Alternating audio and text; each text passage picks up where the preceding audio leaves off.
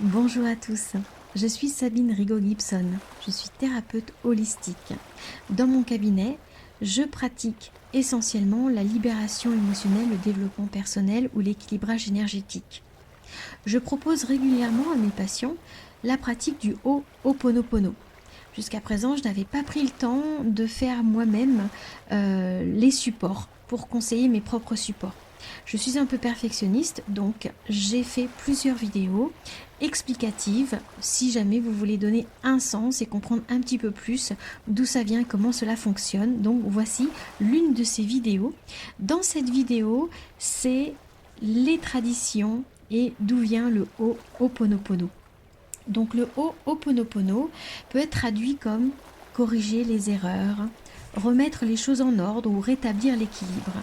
C'est une tradition sociale et spirituelle on peut dire de repentir, j'aime pas trop ce mot-là en fait, de pardon un peu et de réconciliation des anciens Hawaïens.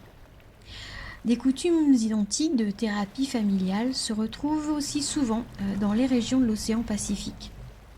Le Ho'oponopono traditionnel était dirigé en fait par une ou un Kauna Lao Lapao. C'est comme les mots hawaïens traditionnels paraissent un petit peu compliqués. En fait, ça veut dire prêtre ou prêtresse ou guérisseur ou guérisseuse. Donc du coup, c'était dirigé par ce guérisseur ou cette guérisseuse pour guérir des maladies physiques ou psychiques au sein des groupes familiaux.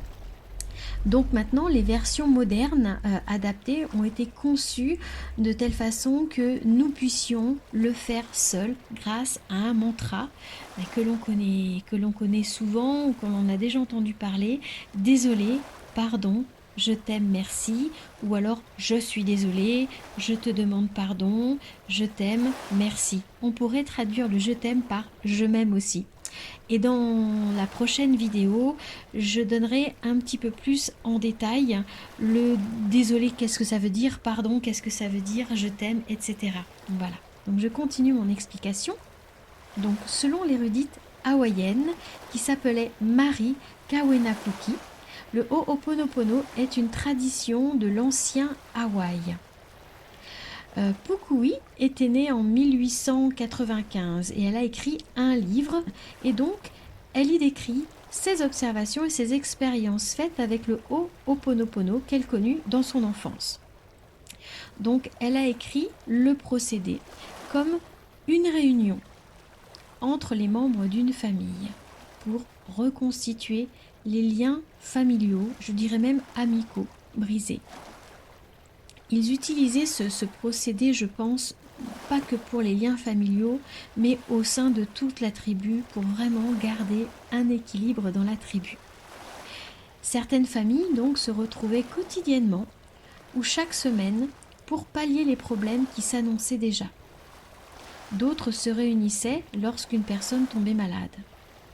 Elles partaient du fait que les maladies étaient causées par le surmenage, les sentiments de culpabilité, les accusations réciproques ou le manque de pardon.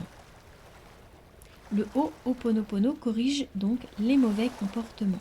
Il rétablit une bonne relation entre les membres de famille et les amis, et grâce au Dieu, ou à Dieu, durant le procédé, on arrive jusqu'aux causes de conflits.